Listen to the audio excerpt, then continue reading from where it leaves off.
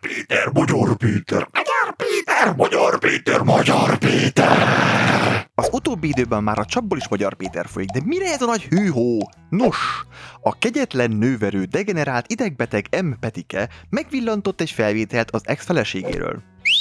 Ups, rossz slide.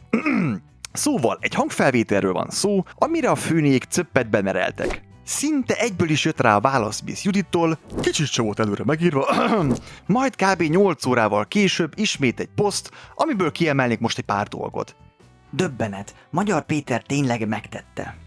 Bla bla bla bla bla. Egyre inkább próbáltam összekuporodni, és vártam a következő ütést. Féltem, nehogy a gerincemet találja el, de nem mertem megmozdulni. Jaj, na hát most mit kell itt annyit hisztizni? Hát ki nem vágott már oda a feleségéhez pár könyvet meg egy nadrágot, főleg ittasan? A gerincedet meg feleslegesen féltetted, hiszen egy politikus nem is rendelkezik olyannal, ezért anatómiailag lehetetlen kárt tenni benne. De a nagy kérdés az inkább az, hogy vajon Petike tényleg verte a feleségét, vagy Juditka dobálózik csak kacsákkal. A paleoasztronautika hívei szerint igen. Azt mondtam, amit hallani akart, hogy minél előbb szabaduljak. Egy ilyen helyzetben minden emberrel előfordulhat, hogy megfélelmített állapotban olyanokat mond, amiket nem gondol komolyan. Na, álljunk meg egy sípszóra. Ez az állításod, hogy paráztál a beszélgetés alatt, kissé megbillenti a bilit az előzőleg állított dolgokról, mert ha te ezen a beszélgetésen, amit hallottunk az előbb, terrorizált voltál, rettegtél és féltél, akkor vagy te vagy a világ egyik legjobb színésze, mert kurvára nem hallatszott, hogy be vagy fosva, vagy ugye, hát, kamuzol, ami jobban elképzelhető. Ergo, a Petike erőszakos viselkedésére vonatkozó megjegyzéseid is egyre jobban lesznek kamuszagúak. Én büszke vagyok arra, hogy az Orbán Viktor által vezette kormány igazságügyi minisztere lehettem, és arra, hogy a Fidesz tagja vagyok. Lol, mernél nem az lenni. Minden konfliktus és támadás ellenére hatalmas megtiszteltetésnek érzem, hogy a hazámat szolgálhattam sok-sok jó ügy érdekében. Ja, például kiskorúakat megerőszakoló embereknek falozó bűnösök szabadon engedésében. Megtette. Igen, észrevettük, ezt már egyszer mondtad. Sokáig úgy gondoltam, hogy egykori borzalmas házasságom részleteit nem fogom megosztani a nyilvánossággal.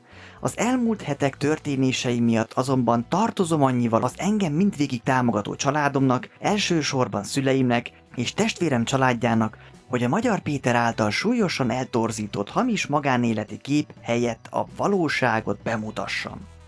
Akkor most itt finoman jegyzem meg, hogy nem lenne elég ezt csak nekik elmondani? Mert ugye eddig az volt a műsor, hogy Juditka visszavonult a közélettől, és már nem szeretne beszélni a fájó múltjáról Petikével, de valahogy csak-csak kibudja minden egyes hírben valami új erről a nem beszélni kívánt és fájó múltról. Jó, tegyük hozzá, hogy ezt a tényt legalább itt elismerte. De ettől még akkor is olyan Tóth Gabi és Hanna Róza feeling.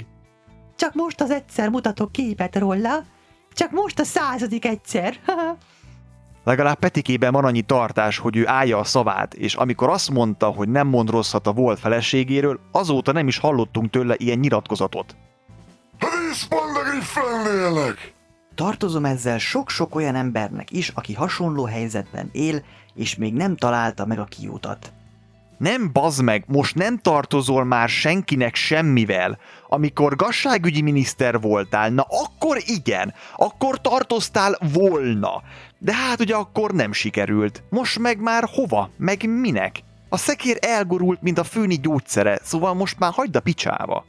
Gyomorforgató érzés például, ahogy mézes-mázosan nyilatkozik rólam a Partizánban, miközben SMS-ekben kapom tőle a fenyegetéseket. Oké, rendben, no paramundi, mutasd meg azokat a fenyegető SMS-eket. Persze, tudom, egyszerűen meg lehetne ezeket hamisítani, meg manipulálni, de mi lenne, ha például elsétálna vele Puzsérhoz, megmutatod neki ezeket az SMS-eket, aztán a hozzá tartozó számot, Puzsér ezt felhívja, és ha a vonal másik végén azt hallja, hogy "Halló, tessék, Magyar Péter", akkor ott a pont, de addig ennek is kamuszaga van. Másrésztről teljesen érthető lenne az a tény is, hogy miután a meghurcoltatások okozta stressz, és az általad is kiadott kamuzások Petikéről, hát kissé megviselte őt, és ezért küldhetett neked pár nem kívánt szavakkal megilletett SMS-t. Bár jelen időben a fenyegetés kissé túlzásnak tartom, viszont simán lehetséges az is, hogy régen téged ezzel a hangfelvétellel sakban tartott, de ismétlem, tessék megmutatni azokat az SMS-eket, aztán majd megbeszéljük. Mert ugye itt SMS-ekről van szó, nem pedig szignálüzenetekről. Hogy ő lemondott, aha. Na igen, az a rész, hogy Petike tényleg le akart-e mondani, vagy már előtte el akarták őt távolítani, ezt nehéz megmondani. Ugyanis Neres részről nincs egy screenshot sem az üzenetekről, és részemről, hát én el tudom hinni, hogy egy 4 milliós vizuval járó melóból nem szívesen száll ki az ember, hogy csak nem előléptetésre pályázik a drága. Folytassam, Péter? Tudom még. Basszus, tiszta déjà vu. Nekem volt egy pszichopata barátnőm egyszer, na az fogalmazott így. Milyen érdekes, hogy most, hogy egy általuk gyűlölt fideszes miniszterről derül ki, hogy áldozat volt, hirtelen szelektívé válik az empátiájuk. Nem az empátia lett szelektív, csak a sokszor kiáltasz farkast, a végén már mindenki leszarja, az a baj. Ha Petike tényleg bántott és terrorban éltél, az tragédia. Azt senkinek nem kívánom, én is láttam már hasonlót élőben. Csak az a bökkenő, Juditka, hogy ennek az állításnak finkszaga van. Te egy tökös csajnak nézel ki, akiről azt feltételezni az ember, hogy ki tud állni magáért, főleg, hogy te voltál Magyarország kibaszott igazságügyi minisztere, könyörgöm.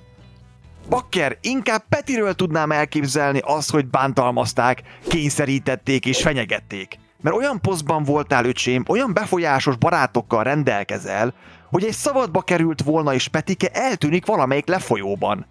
Ki a fasz tudta, hogy egyáltalán létezik ez a csávó? Úgy segbe lehetett volna rúgni, hogy hamarabb landol a Holdon, mint Armstrong, mert nem ismerte senki, érted?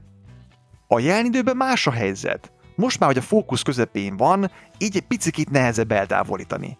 De akkor még simán ment volna, egy telefonodba került volna az egész. Ezért sántit, amit írsz, érted? Az időzítésről meg nem is beszélve.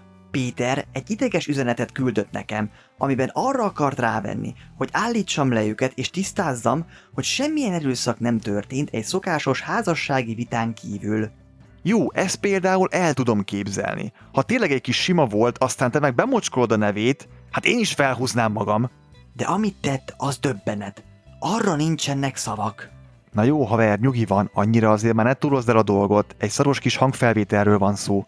Igen, ez rossz fényben tüntet fel téged, meg a főnökeidet, ergo Magyarország urait, de inkább rajtuk csattan az a pálca, mint sem rajtad. Ja, csak hogy ők meg téged fenekelnek el majd ezért, értem. Akkor pardon.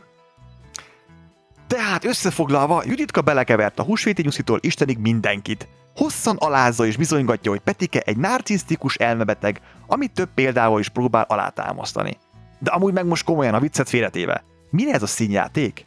Ki hiszi el, hogy ezt Juditka egymaga írta? Nyilván ott van mögötte egy stáb, aki diktálja, mi kerülhet be a posztba és mi nem. Meg amúgy is ez sokkal elegánsabban el lehetett volna intézni egy Ez nem is valódi hangfelvétel, hanem csak egy AI. mondattal. De mivel ráparáztatok, így alátámasztottátok a hitelességét és a súlyát. Na mindegy, Tónika, majd legközelebb. Ülj le, fiam, egyes! És visszatérve arra a kérdésre, hogy normális-e titokban felvételt készíteni a feleségedről, hát kurvára nem! Kissé Amber Heard meg Johnny Depp utóíze van a dolognak, de ahogy ezt a drága Edina szuperül megfogalmazta, Ha fideszes arisztokrácia kontextusában vizsgáljuk a kérdést, akkor úgy kell feltenni, hogy normális dolog felvételt készíteni, miközben otthon beszélgetsz a pároddal, aki Rogán Antallal intézteti a vállását? Aki el akarja venni tőled a gyerekeidet? Akiről tudod, hogy rendőrségi jelentéseket, ügyészségi dokumentumokat hamisít? Aki aktív résztvevője a Pegazus botránynak, bűnözők szabadon engedésének, a jogállam lebontásának? Hát, nekem is megremegne az ujjacskám a recgomb fölött, és nem az erkölcsi fenntartások miatt haboznék, hanem mert félnék tőlük, mint a szar. na igen, ebből a szemszögből nézve talán mégis van értelme. Nem? Na habos torta!